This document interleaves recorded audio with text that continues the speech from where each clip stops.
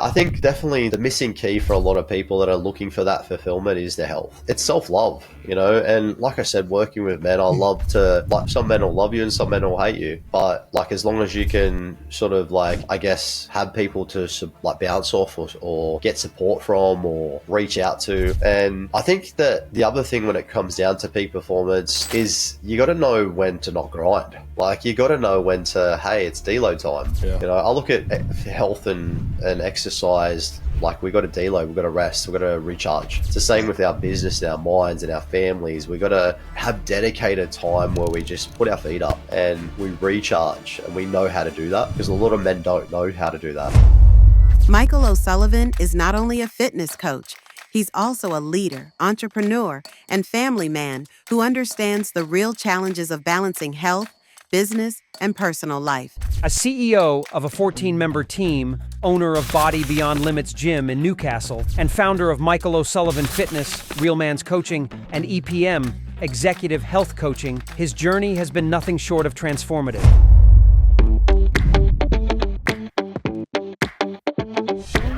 I guess, like, really when it comes down to it, for all of us, it comes down to that belief system. And I think a lot of the conversation starts with, we all want to achieve. Like, we want to achieve in our business and we want to thrive. And most busy tradies and business owners are really disciplined in their family. They're really good family men. They're really good with their business. But as you said, the health falls to the wayside. And I think it's really getting deep down into the belief system, because, like, for someone, for example, that wants to lose weight, like, first we need to be healthy. And we need to have healthy habits, because really all health is it's what you do in the morning to what you do at night. And if you compound good habits, you have good energy, good cognitive function, good sleep, good body composition. If you compound bad habits, it's the opposite, and it snowballs. And I guess, for example, the biggest conversation I have is, like, what is your deep down goal? Like, what do you want to achieve? And have you had even time to think about it, And it has to be a shorter goal, like something small and realistic that can happen in a short amount of time. But there also has to be a heartstring linked to that. Like, I think, like you said, we all want to be peak performing. Like, we want to perform in all areas of life, But we also want to be running around with our grandkids at 70, not sitting on the veranda, not tying our shoelaces because we've got high inflammation disorder, or loss of muscle. So you sort of need to have that deep down desire to want to make a change. And I think it comes down to a little bit of emotional intelligence. And as we've discussed before, like, Aussie men, we work from this space where our grandfather taught us to work hard and grind. Don't ask for help, toughen up, keep on going. Our fathers then told us that, and then that's our identity. And I guess trying to find the balance between health just really starts with the simple steps, like, what can we do today? Like, what is the one thing that we can do, whether it just be, let's look at our protein intake. Let's start making sure we're eating enough protein, or, like, are we drinking enough water, on the run? I mean, do you find as well, though, like, even the step before that, and I suppose you kind of alluded to it in the sense that you got to want to put your hand up and understand, okay, well, there are changes that I want to make. You've got to be self-motivated enough to be able to, I suppose, take that initial step. But then, like, I question, like, I so often hear people making excuses about, I can't do that, I don't have the time, or, this kind of stuff. And I just think it's such a mindset thing where they're like, it's more a conversation around you just prioritizing your time elsewhere, You're not making the time for it. And that might sound a bit cliche, but, it is the biggest thing, Matt. Like, that's what most men say, I don't have time. And what we tell ourselves, as you know, it's our reptilian brain. It creates our reality. And, like, when we say we have no time, what this is telling ourselves is I am not first present with myself. I don't have time because I'm too busy in the future. So I'm not present with myself. So that means you can really not be present with anyone else. So I think, to be honest, the easy philosophy for time management is energy management. The philosophy I use is your energy is your time. And it's a really simple formula for the guys. Like your discipline habits that I talked about before, discipline increases your self-worth and self-esteem. If you multiply that by healthy habits, that increases your energy. And the formula is your energy then equals your time. So you feel better, you have more energy, you have better mental clarity, and you have better time output, and really like digging deep into it, everyone knows that. And psychologically, everyone knows what to do. Like I know I have to have a balanced diet, regular exercise, hydration, managing my stress, and I have to have a good sleep schedule. But it's about changing the belief system, like I said at the start, that these things are possible. And if that limitation that I don't have time is there, then they're not going to open up the abundance of things that they can do, I really resonate with the concept around creating habits that drives, essentially, I mean, I'm sure you've read it, but there's this great book by a guy called James Clear called Atomic Habits.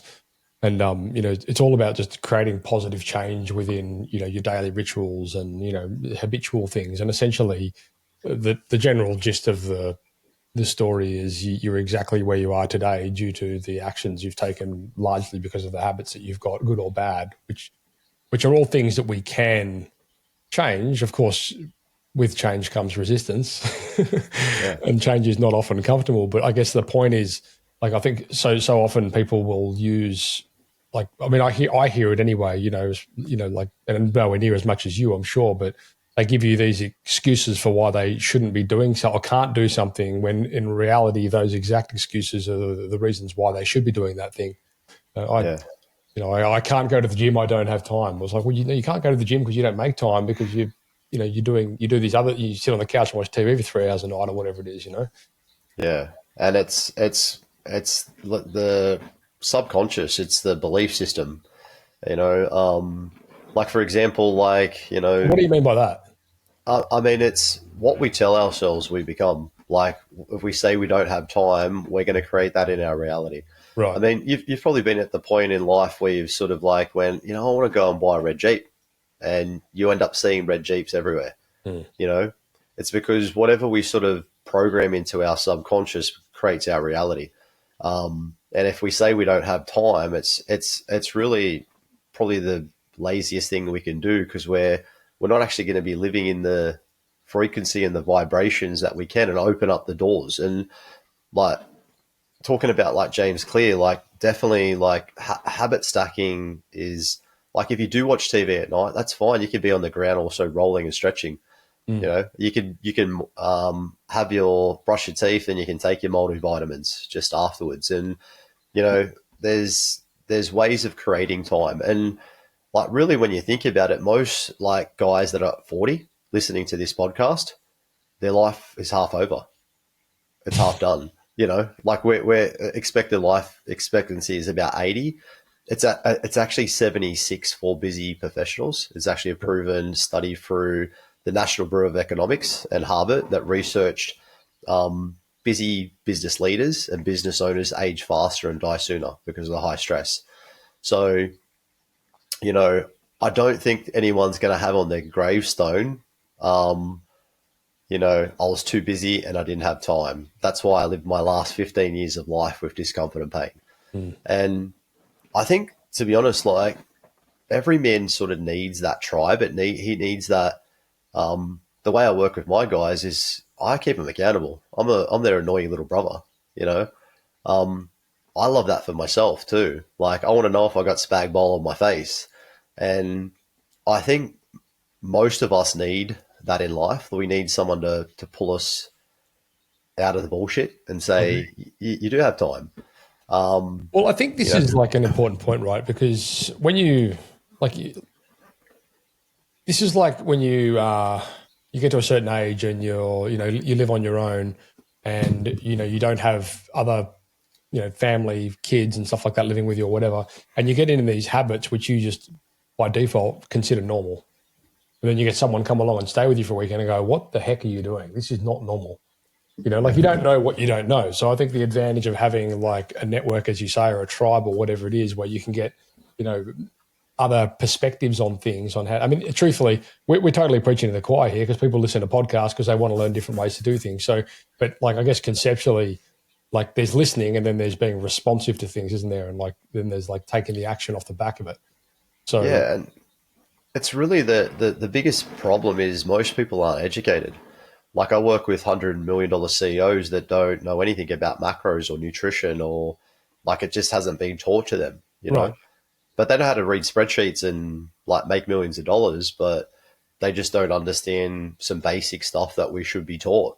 Mm-hmm. And unfortunately, that's just a bit of a society thing. And I think, when we think about it, if I said to you, Matt, like, what's more important, your business or your health? Like, Yeah. most people would say, oh, my health, but 98% of the time goes into their business. Right. So I guess the question then is like, in the interest of realization and, this message hitting home to people, they need to identify the fact that it's, what are the priorities at the end of the day? Like you can have a great business, but it's useless if you're dead. Yeah, like we want to live in fulfillment. I think everyone creates a business because they want to create freedom, but it actually takes that away. So I guess, look, just if we want to go into some key habits to start with, it's just firstly like not saying you don't have time to start with and creating space. So, for example, like if you could, the way I work is family, mindset, movement, and meal times. If you could pretty much get up, walk around the block, listen to a podcast, hopefully this podcast, and, work on your mindset. That's movement and mindset done. So for any male, really, like what they want to be doing, like, and I like to start, like, I guess I'll go into like what a day should look like, if that's all right with you, Matt. So, Yeah, like, really, when you look at it, the day starts the night before.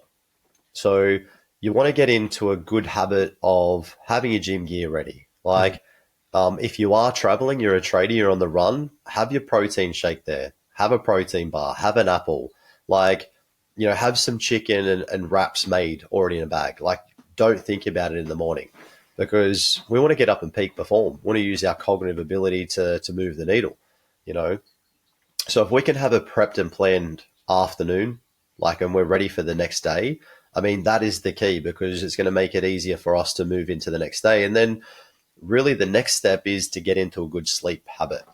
And really you don't want to set an alarm to ever wake up. You want to set an alarm to go to bed. So all the neuroscience that I study around sleep is it's all about circadian rhythm. And like men have got neurotransmitters and hormones and clock timers. And we want to, like when we're sleeping, we're producing human growth hormone, testosterone, we're burning fat, neuroplasticity.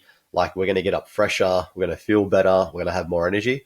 So really the best philosophy for sleep is firstly in the evening, you have to have that switch off time, brain dump, because most men that like us, where like I think most executives like myself have ADHD. We have a million apps going on our phone.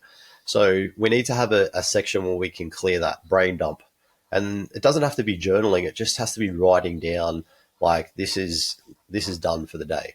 And then obviously to get into good sleep and circadian rhythm, which is probably more important than nutrition and training, really, because this is where we're going to live longer. Ashwagandha is a powerful herb that helps lower adrenal fatigue. It helps lower cortisol, but it also boosts testosterone and it can help with sleep patterns. And most busy men have high cortisol. So this paired with magnesium, which is good for the central nervous system, because most of the men after the end of the day, their central nervous system, they're in fight and flight, they're busy, so we need to have this part where we can sort of tap into the parasympathetic nervous system and relax. And really for good sleep, it sounds hard. And again, this is just little habits and people could say they have no time for it, but like it's going to bed in a room that's 18 degrees temperature, dark. If you wear earbuds, okay, that's going to block out sound. The fridge goes off, it spikes you out of REM sleep, spikes cortisol. we want to be producing human growth hormone, eye mask, to block out the light, and just going to bed hungry, like not shoving food into your mouth before you eat, because you want to be sleeping and recovering. And like just these little things here, like even stacked with a chamomile tea or some lavender on your pillow or a bit of rolling and stretching is going to increase your sleep. From there, you're going to have better energy at the start of the day. And so what are some, like in contrast, what does a bad evening look like in preparation to go to bed? Well, most like most of us, and I'm the same as well. Like I'm not perfect, and I don't expect anyone to be perfect. But sitting on the computer doing emails, looking at screens like that, this is going to inhibit melatonin, and it sort of keeps us wired and exhausted. Like when the sun goes down, we're supposed to be like getting ready for bed to sleep. So looking at screens, doing emails, working late. Which most people do, especially the ones who, going right, especially the ones who don't know how to peak perform, how to use their energy system in the morning and get stuff done, and they're sort of like reactive leadership, like reactive decision making, like not clear, not good cognitive ability. Then it stretches out the workload, and it happens. It's really common. So, like obviously that is the major thing. I mean, you can jump onto screens and watch Netflix and jump on the computer, but you just got to pair a pair of blue blocker glasses. Like you see the Rock wear 'em, Bono, like most people that want to live longer know they have to inhibit the blue light. So it's funny, those things. Like I had a pair for the longest time, and they didn't really do anything. And then I've got staff that wear them and they think they're amazing. I think some people are receptive to it and some aren't. That said, I wouldn't be working, late at night before bed. I've sort of learned that lesson. I mean, I'll occasionally watch TV or something like something on Netflix, or whatever. But you do make a good point though, and you like in the sense where you could sit there and watch like an episode on Netflix, get right through it. Whereas if I go to bed and open my book, I'm lucky to get 10 pages into it before I'm asleep. I'm the same. The stimulation or the light or what. Yeah, I'm the same. And look, I think like reading is really good. Like there's some good habits you can tap into your day, but like you really need to, especially men that are active, like tradies, they should be on the roller, having a stretch, get the trigger balls out, the rope, stretch out the hammies, like stretch out the hips, like it helps with the digestive system, reduces stress in the body. There's just little tiny things that you can habit stack. Like you can be on the ground rolling your back and still spend time with your partner and watch the Netflix show, and but I think really the sleep is the foundation. Like the afternoon routine and the sleep is the foundation. And I think really in the morning, like to start off the energy flow of your day, like you need to know what you're doing. Like you don't want to come into chaos and grab gym gear and all that sort of stuff. Figure out what I'm going to eat for the day, and that just leads to chaos and bad habits. But getting up in the morning, most people will start to lead towards caffeine, which we all do. We all like a coffee, and there's nothing wrong with caffeine, but most men and like busy tradies, they probably need a lot more water. So one of the best habits you can do in the morning, the two best habits for a man is to hydrate, to drink water, and to have protein. Like you need the 9 essential amino acids like eggs or a whey protein shake, because especially men that are 60 plus, they're losing 5% of their muscle every year. I mean, and that's a habit that you can habit stack. Wow. Is that through just not using those muscles, or is that just? Well, like most men after the age of 40 start to decrease testosterone. They increase estrogen, increase cortisol, especially when they run a business, and they decrease muscle. So when anyone comes and talks to me about their health goals and I want to lose weight and all that sort of stuff, I always talk about muscle. Like that's your armor. Like that's the major thing that you need to be able to maintain, because, like when you're 70, like the more muscle you grow now, the better your longevity is going to be. And when it comes to the, like, obviously morning routine, like like a lot of, like for a busy tradie, like the best thing they could probably do in the morning, and it sounds like most men will say, I'm not doing that, it's rubbish and blah, blah, blah. But look, having half a lemon and half a teaspoon of Himalayan pink salt and maybe some apple cider vinegar, what this is going to do is helps their body with their pH level, helps with toxicity. It's also going to help you with the digestive enzymes, also your digestive enzymes in your pancreas. But it's going to hydrate your cells and give you this energy hit because like pink salt has 84 trace minerals. So the last thing is it fucking tastes like shit. So it reminds you that, look, everyone knows anything that's hard for me is good for me. Sitting on the lounge and eating Uber Eats is easy. You know, cooking a nice meal is hard. You know, not going to the gym is easy. Going to the gym is hard. You know, and it sets you up for a day, you know. But I think when you have that normal sleep habit and the circadian rhythm and you get up at the same time, your hormones and neurotransmitters, and you're going to release cortisol during the day. If you have coffee, this is going to blunt this natural circadian rhythm and your energy level. So we want to try to... Any time of the day or just... No, really in the morning, you want to try and give it at least 30 minutes. Yeah. Like you want to get up and especially for men that this is 80% of Australia really, and men and women, but 80% of Australians pretty much have insulin resistance. Really? Just because of the processed food and the high the blood sugar spikes and all that sort of stuff. So getting up and drinking and just having some good protein is going to help your body start to get in the normal rhythm. But you see, the thing is most people are relying on caffeine for energy, and they're also relying on processed foods to spike their blood sugar, and they're running on pretty much fumes. They're running on unnatural energy. And do you know what's surprising? And I went through this. I go through this quite regularly now because a few times a year I go on these health retreats where we have to. You can't drink coffee and booze or anything like in the lead up to the event, and so on and so forth. And the first time I did it, honestly, I reckon it had been 3 years that I hadn't that I'd been drinking coffee every day, and so I thought I'm going to give this a solid month with no coffee, you know. Yeah. And the first week was a bit of a struggle, but after that I was fine. And now over 3 times a year, I can easily just do 2 or 3 weeks without coffee. I think for me, and probably a lot of the listeners and viewers out there, what we miss about it is the actual routine. I like getting up in the morning or at Smoko or whatever it is for you guys out there and just, grabbing a coffee.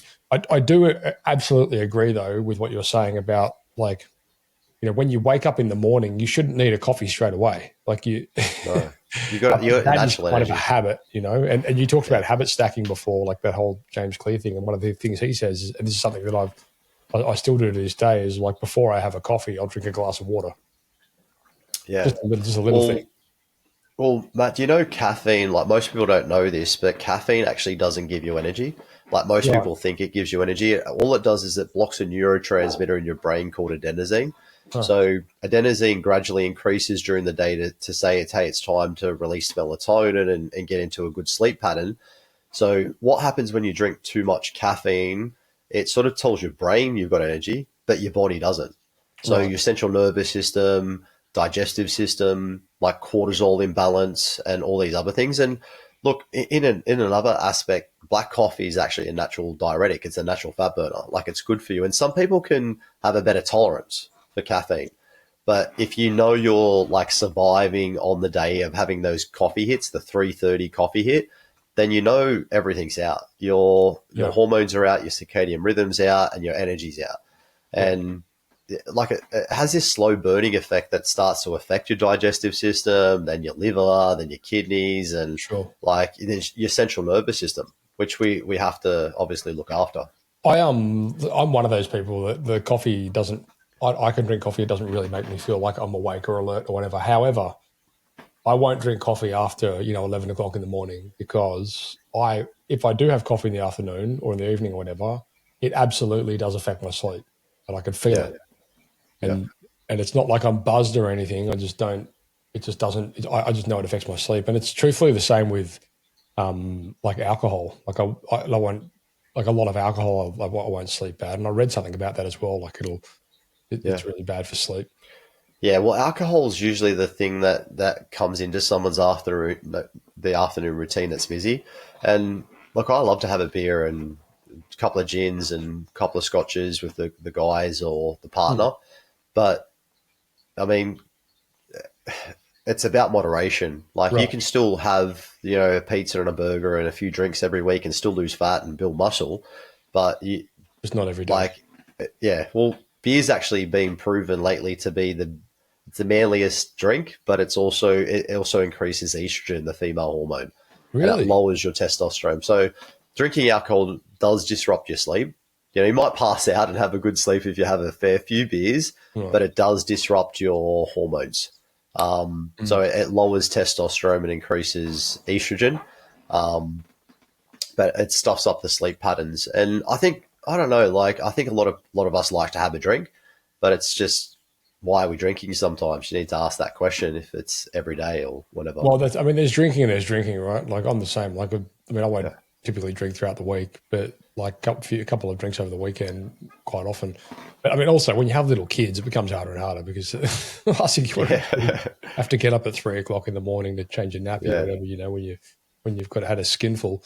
You mentioned something before, which I want to touch on in terms of like testosterone levels depleting as you get older. What I've read all these, case studies and see all these people that are taking testosterone replacement supplements and TRT and all this kind of stuff. What's your take on that sort of stuff? Well, I do a couple of reels about this, and I like to be real in my reels. And to be honest, I have a little one too, so I haven't done any video for recording apart from podcasts for about 13 months now. Just I haven't had the proper sleep. But my concept is bullshit on it. Like, let me put it this way, Matt. Like, if you go on keto dieting, which some people do, they lose weight, they're still going to go out one day and on a holiday and have a cocktail and start eating carbs again and then end up putting on the weight. So when you're on TRT, like you've got to first look at the foundation you're building from. So are you taking 30 grams of zinc? Are you resistance training and lifting weights? Are you getting some sunlight on your skin during the day? Are you eating enough protein? Because I see so many people do it, and they're stuck in this cycle now where they haven't built a proper foundation of their free and total testosterone. So the other thing linked to that, which as you know, I sort of like, you probably don't know this, but I'm not a fan of doctor blood work. Like doctor blood work is never accurate. Like doctor blood work is linked to a pool of 90 unhealthy people, and it's linked to pharmaceuticals. So they're not actually testing your hormones properly. They're not testing lipids. They're not testing liver. They're not testing like total and free testosterone. And I think if you're going to get on that, my concept is get some advanced blood work and do some proper hormone testing first, just to see where you're at. But yeah, if you're not doing the resistance training, zinc, eating lamb, just all these things that are full of testosterone boosting foods, like having sex is fucking like one of the best things Correct. you can do for a man. Sex is fucking. Like just like if you're looking after the partner, you're looking after your testosterone levels as well. Right. So yeah, I think it is a bit of a fad. You can see a lot of peptides and all that sort of stuff coming in. Like obviously peptides are Or recovery, isn't it? yeah, recovery really, but like even Andrew Huberman and some like well-known podcast guys, like even Joe Rogan, they talk about using peptides, and it's not as bad. Like I guess there's ways of like BHP 157, it's good for your gut health, inflammation, and all that sort of stuff. But you have to be looking at like with testosterone, you have to be looking at the natural ways. Like most tradies, to be honest, would be outside a lot, which is good. They're active, they're lifting, But again, like if you're counteracting that habit at the end of the day with slamming 6 beers down, then you're not going to have good testosterone. You mentioned a couple of supplements there. Are there a certain package of supplements that you would generally recommend that everyone starts with? For men, really the key supplements, there's probably six, and I'll sort of go over them briefly. So firstly, your ashwagandha is going to reduce cortisol, adrenal fatigue, also does boost testosterone. Magnesium is needed. Like magnesium is not in our water, and it's just not in our food. So obviously this is going to help you with your central nervous system. For usually aging guys, you definitely want to look at fish oil, and it has to be a DHA sort of brand fish oil. Like it has to have DHA in it. Is that like an omega-3 or an omega? It's omega-3, and it's obviously this is good for your heart, your brain, your joints. Like someone that's active, it helps with inflammation, and lots more. So then, one of the key supplements that more so indoor business owners don't get, which is the vitamin D. But it has to be a higher dose of vitamin D. So you don't want to go to the chemist and just get 1,000 IUs. You want to have at least 5,000 or even 10,000 IUs of vitamin D. Is vitamin D. What would that be the equivalent to of spending time outside in the sun? Well, like most tradies, I guess that's probably one I don't know off the top of my head, to be honest, but it's probably you at least need to get outside for at least a couple of hours every day. I heard on a podcast yesterday, because it's funny, timely actually, they were talking about this, and the doctor was saying, look, in European countries, they do prescribe vitamin D, and to people that have dark skin, so on and so forth. However, they said to counteract that, you could spend 15 minutes out in the sun. Yeah. I'm like, wow. See, vitamin D is actually, it's somewhere we could go deep on this, but vitamin D is probably one of the crucial supplements that even if we're getting some, we should be taking vitamin D, because it helps with autoimmune disease. Like if someone gets sick, it's in my, coach, I'm like, don't go for the control cold and flu, up your dose of vitamin D. They're actually linking, there's a lot of studies out there where they're linking 3,000 IUs to helping cancer treatment, reversing cancer. So what vitamin about, D. What about morning light? Definitely, like I was saying before, getting into the end of your day, a start of your day, getting outside is key, because that sets your neurotransmitters, clock timers. It's the first thing. It's getting, Andrew Huberman says it, and all the top professionals, we all know we've got to get outside as soon as we get up, unless you get up at 4 o'clock and whatever, most people do, like myself. Then you just got to try and get some natural light. It is the key. I try and have my breakfast outside near the pool, in the morning before I start getting into the day. And also take the dog for a walk or go have lunch outside. And look, when you think about it, Matt, and look, just to finish off those supplements, just so I don't get sidetracked on them, you also got to add in zinc, which is super important. Obviously this is good for boosting testosterone. And there's really, if you compare the vitamin D. I'm not sure that is obvious, to be honest. I'd never heard that. Zinc. Yeah. I'm sure the majority of people wouldn't know that zinc boosts testosterone. Yeah, it's really good. It's it's in lamb and all your foods and all that sort of stuff. But these key supplements pretty much are going to help you to lower cortisol stress, help you with your joints and inflammation, help you boost testosterone. And there's probably for guys that are probably a little bit older, probably 6 weeks on, a few weeks off, is things like Tribulus. Tribulus is not a test booster, but it's a libido lifter. And these are all natural things. And I guess there's a lot of people out there that think, hey, I just drink coffee and grind. I don't take supplements. I try and get it out of my food. But as you know, all our food is nutrient deficient. The soil's no good. It's sprayed with herbicides, pesticides. So supplementation is becoming bigger and bigger now.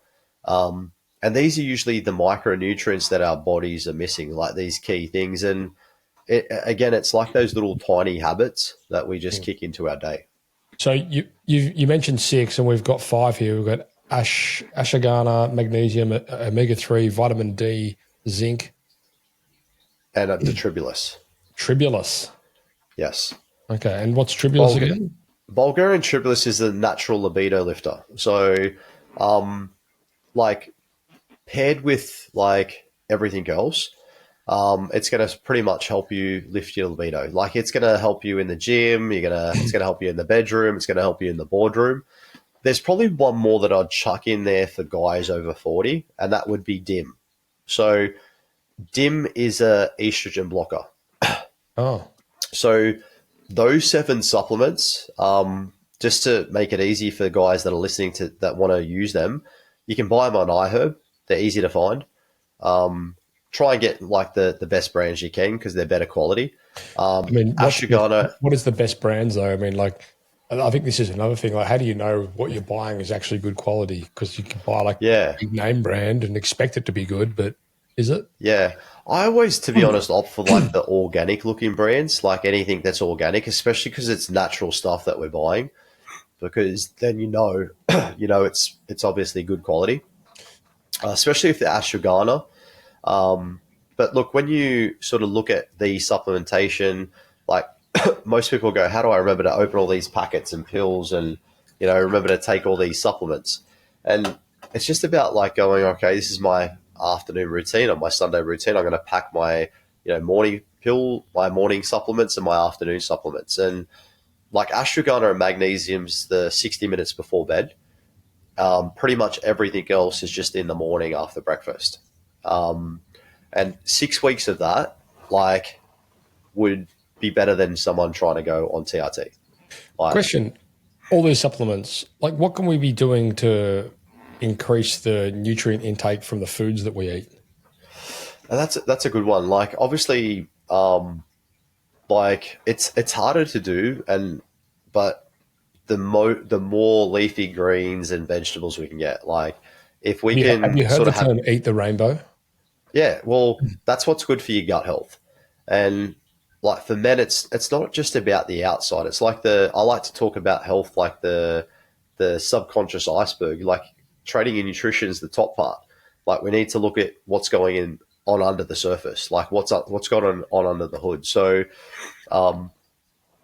obviously when it comes down to it, like we need to address gut health and all that sort of stuff. So like the way I explain this, Matt, is what did your ancestors do 200 years ago? Or 300 years ago? Meat, vegetables, Mediterranean style.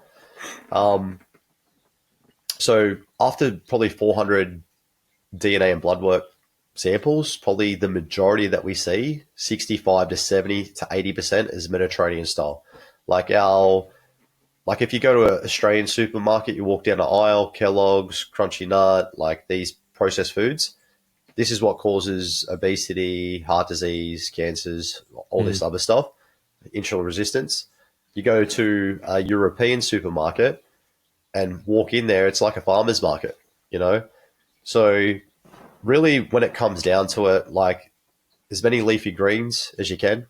Like my philosophy and why my guys love me is because I don't make nutrition hard. It doesn't have to be. Like as long as you have good quality protein in every meal, you have 5 veggies every day and 2 bits of fruit. And you gotta for men, you gotta try and time your carbohydrates around when you're busy.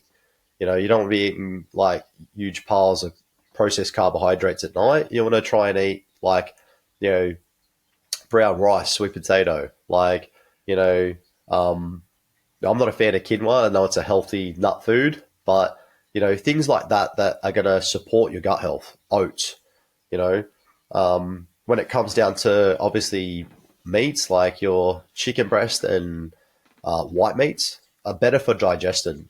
And see, most men don't realize that 3 p.m. brain fog is because of their habits, but also their nutrition.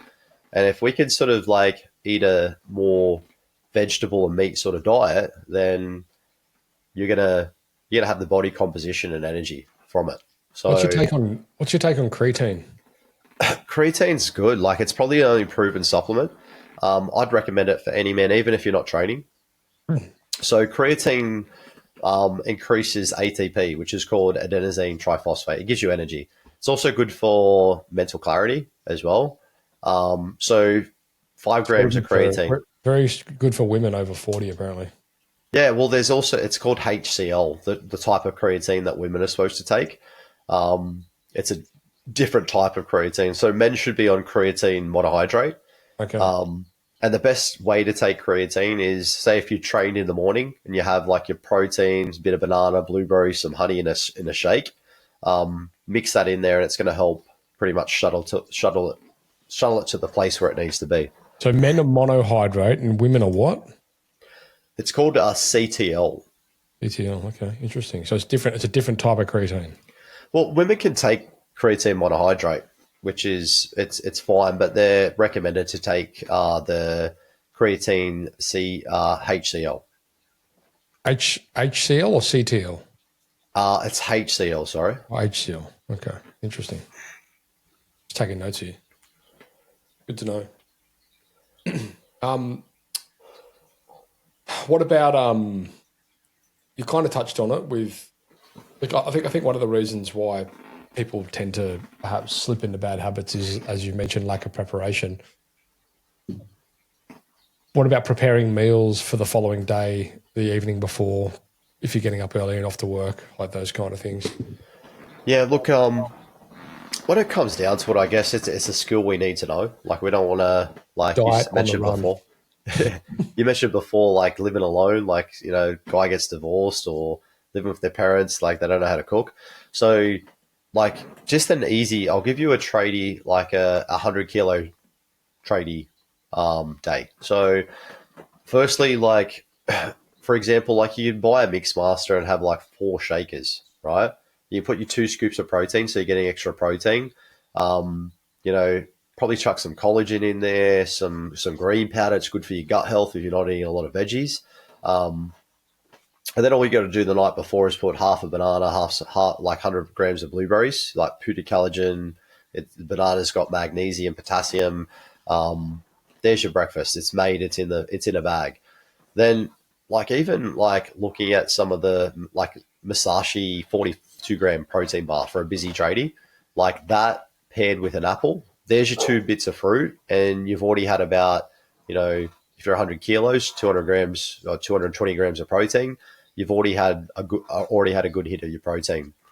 Then let's say, like, you know, you're going out to buy or prep. So things you could do for a tradie when you're on the run is just like get a 2 kilos of chicken breast, cook it, marinate it, chop it up. Just have that salad in the wraps, like either mountain bread or the, you know, keto wraps, and just make up 2 wraps.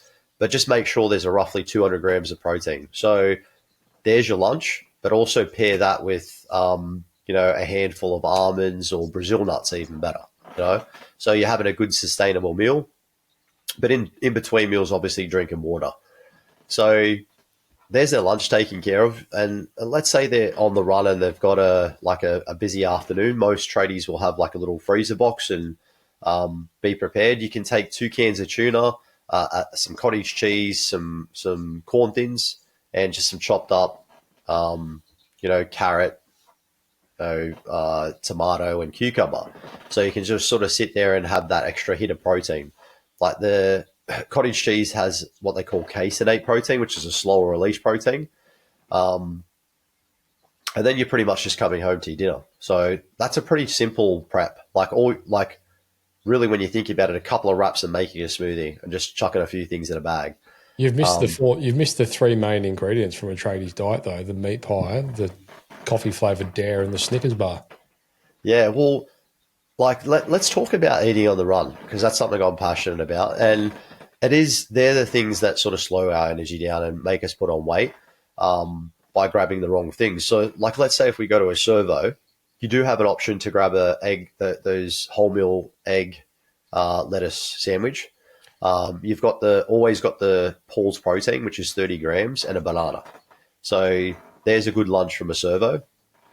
If you go into a cafe, you can get the hot chips and the chicken burger or whatever, or you can just say, you can also ask for a beefed up salad, like with some like bit more chicken breast in there, even a Caesar salad with a little bit less dressing, and then you can always ask for 200 grams of protein. You know, and that's the thing that I talk to my guys about the airport. Like if I go to, Soul Origin, I sit there and they're packing my lunch. I just say, can you chuck extra protein on there? Or, hey, can I pay extra and get 200 grams of protein on my thing? And it's just micro habits. It's just little things that you need to do when you're on the run. But I guess it comes down. Micro habits is the key, right? Like the reality is it's easy to go grab a burger and chips. Yeah. We just know how we feel after that, and look, I love to have a burger. Like I've got, I work with Dan Ribicoli. He's 35 kilos down. He goes around Newcastle, like having a burger and beer. Yeah. And to be honest, you can still do that. If you do the 6.5 days of looking after yourself and getting enough protein, then you can still have that burger and beer and a few drinks in that Friday afternoon or that Saturday, and you can actually lose weight by doing it properly. Because most men undereat, they're in starvation mode, their hormones are out and they have metabolic disorder. That's why I have belly fat, and because they're not eating enough and their hormones are out. So what having a proper feed does, and this is what I've always done because I was 145 kilos, like I said myself, and I'm always going to enjoy, I'm not going to ever be on a diet. So having a substantial carb feed, low fats, keep your fats low, not the triple cheeseburgers and loaded fries and all that sort of stuff, a higher carbohydrate hit is going to help you with your hormones. It's going to increase leptin and ghrelin, your hunger hormones. It's going to have you revving the metabolism. It's like putting nitro fuel in a Ferrari. It's going to rev the crap out of the metabolism. And this is what the strategy that people use for getting onto stage, get to low body fat percentage or to do a marathon. A refeed is important, especially if you're in a calorie deficit, which to be honest, most people that grab, and this is an important thing to say if listeners are listening, if you're in the afternoon state where you're grabbing everything and you just want to eat everything, it's your caloric intake. Your body's not getting enough fuel, so it's going to want to fill up on all the rubbish at the end of the day. This puts you into a hypoglycemic state, future risk of health diseases, insulin resistance, but it also pushes you into bad sleep. And then unmotivated, low testosterone, I couldn't be bothered. I'm just going to sit on the couch. I have no time. So when you get into doing what our ancestors used to do, stick with a Mediterranean sort of style diet, then you're going to have this clarity and energy. You're going to be running on your own natural energy. And then you can tap into your calendar and go, what the hell am I doing here? This is a $20 job. I'm a $2,000 an hour CEO. I'm not doing this stuff. I'm going to delegate. I'm going to work on, I'm going to think clearer. I'm going to, so I think the health side does increase your performance. If you really delve into it and you're happy to chisel away, you're not that sort of person that goes, I'm going to do this for a week and lose 10 kilos. I'm going to stick with it. Lemon detox diet. Yeah. But, yeah, I think definitely the missing key for a lot of people that are looking for that fulfillment is their health. It's self-love, and like I said, working with men, I love to, some men will love you and some men will hate you, but as long as you can sort of I guess, have people to bounce off or get support from or reach out to, and, it's obviously, like I said, the question before, it's more important is your business or your health. And most people will say it's my health, I think regardless, in my experience anyway, both of them are achievable. The key driver is identifying what are the positive habits that have the best impact within both of those areas of your life and setting a structure and a system around it, Yeah, and that's right, man. And it just answers the question. Your goals, health goals are never a goal, it's a system. Yeah. There's a good book I read by a guy called Craig Ballantyne called Perfect Day Formula, and it was talking about sort of win the morning, win the day. And a lot of this stuff is sort of get, habitual again, but make sure you're prepared. Make sure you're prepared the day before for the day to come, and if you have a good morning and you win that morning, then typically the rest of the day will just fall into place. Whereas if you don't do that, if you get up late, if you miss you're late to work, skip your breakfast, you're late for a meeting, like all these kind of things just snowball, Yeah. Yeah. So, And you know what the biggest strainer of energy is, working with the guys that I've worked with and doing this for like a lot of years? The biggest strainer of energy, Matt, is when someone says, I'm going to do it. I've got a goal. I'm going to eat healthy today. I'm going to get up out of bed early. And they don't. man. That like, again, like we all have our subconscious, which knows no difference. Like what we tell ourselves, we're expecting to happen. And we've all done it. Like we all look in the mirror going, shit, like I haven't done that thing again, you know?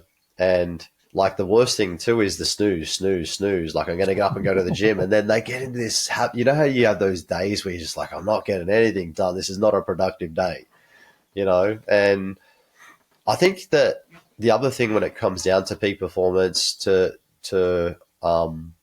is you got to know when to not grind. Like you got to know when to, hey, it's deload time. Yeah. I look at health and exercise, like we got to deload, we got to rest, we got to recharge. It's the same with our business, our minds and our families. We got to have dedicated time where we just put our feet up and we recharge, and we know how to do that because a lot of men don't know how to do that, Interesting. I was reading a book not so long ago. It was a guy who invests in business. Like he's a big investor, sort of like angel investment, funding, that kind of thing. And he said one of the first questions that he asked the people, like the people that he's going to be investing in, because it's really the person, it's the director of that business that he's investing in, not so much the actual business. It's like, what are your hobbies? What do you do outside of work? And if they don't have something, he says it's like the biggest red flag ever. He goes, they're not investable. Because they've got to have something. If they like play guitar or they sing or they hike or they go skiing or they surf trips or whatever it might be, like whatever it is, like there needs to be something there that enables facilitates that downtime. And it's true because you need to live in those moments, especially when you're talking about like things that are creative, and a lot of guys think, oh, I'm a plumber, I'm not really creative. But like it's not actually true. Like a lot of the things, the ideas and the things that you come up with throughout the day are as a result of creativity. And like these, having that downtime enables you to explore these concepts and have real life experience, outside of the little box that you live in for, 8 hours a day or whatever it might be. Yeah. So it is really important. Like the amount of, think of it like this, the amount of ideas that you have when you go for a walk, like I literally feel like I need to take a notepad with me when I go for a walk. So I'm just constantly coming up with ideas and I want to write down. That's not me. I've got ADHD, man. I've got like a whole mops of work in here. And it really is, but like when you look at peak performers, they know how to like go from stress to serenity. Like they know how to go from I got like legal things going on, I got contracts, new staff, I got this big huge curveball, little one sick, but I can still manage and come back into serenity. And I think a lot of the more abundant you get as a business owner, the more you value your time. You know how to utilize your time. Like you don't have any multi-billionaires ever saying, I don't have time. They're actually the ones that are actually creating more time to give to others. Like they're actually finding they find the mountain that we climb as a business owner, there's no end. Like the money's not going to make fulfillment. It's actually like what we give back, what you're doing, Matt, like helping tradies and like you're living in this part of fulfillment, and like when we've all been there at the, the beach or like the lake and we've sat back and had that like cocktail or beer and enjoyed the sun with our family. We've had a couple of weeks off and we've come back and I can guarantee you that's when you're most creative. Like that's when you're going to move the needle.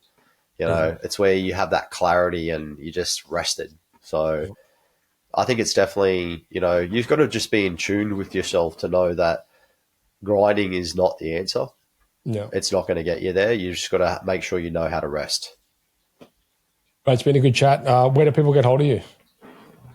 Mate, I do have LinkedIn is probably one of the best sources. So Michael O'Sullivan.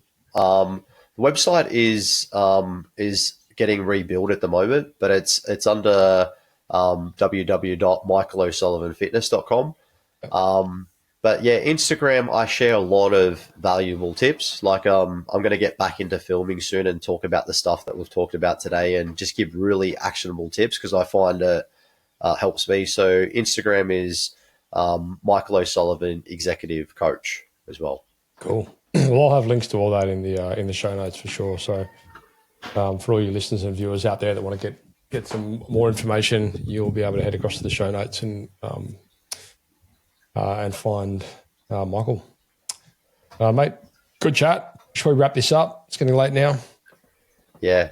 No, thank you very much, Matt. I love sharing energy with you, mate. And yeah, hope some guys get some advice out of our podcast. Totally, man. That's great. Thanks for all the tips as well. And again, look, guys, I'll leave some notes in all these supplements and things like that Michael mentioned in the show notes there if you want to get over and get a hold of those. Well, what I'll do if you want is I'll actually send over a PDF that has the links to buy them. What I want to do for all the tradies listening is I've got pretty much a travel guide. So it's got everything you do when you're traveling for a busy guy. So I'll make sure I send that over too. So that has like roughly what to do when you're busy and traveling. Do that because I'll stick it in the Tradie Academy and there's a resource there for you guys to get hold of. Yeah, definitely. Great. Epic. I appreciate that, mate. Well, thank you very much. Look forward to chatting to you in the future. Keep up the good work. No worries, Matt. Reach out anytime, mate. Happy to help. And looking forward to seeing the podcast come out. Thanks, mate. Hey guys and girls, how would you like all of the value adds left behind from our podcast guest all put together in the one spot? We've pulled every tool together, every template, every resource shared on the show, and we've packed them all into the Tradie Academy. It's free to join and it's built by the team behind the site shed and Tradie Web guys. Inside, you'll get marketing tips, business tools, and first access to future resources, all in one simple dashboard. Just head across to tradie.wiki/pod. That's tradie.wiki/pod. The link's in the episode description. And once again, you just log in once and then you're all set. And if you want to get notified of upcoming episodes, hit subscribe or follow.